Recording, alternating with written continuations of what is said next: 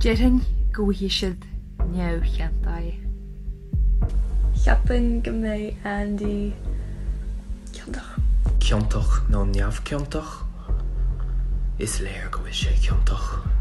Níl éon cionagam an mithúnach sin Andy, agus mar sin ní caill mé finale mór a ras na rún le feicáil an bhí siad ciontach é. Sílimsa go mbeidh Andy ciontach. Ceapam go bhfuil Andy ciontach. Déanam sé amach a chathirithint go bhfuil Andy ó neacht an ciontach.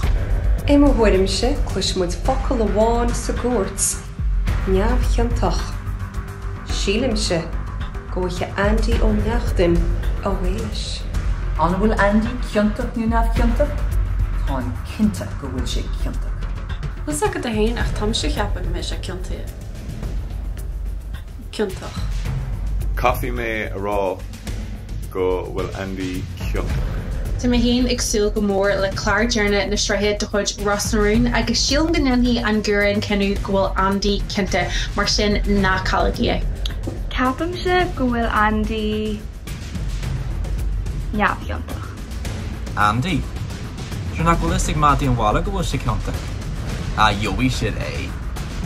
Na bhí? A dúré ar tháinig sé beid chinne.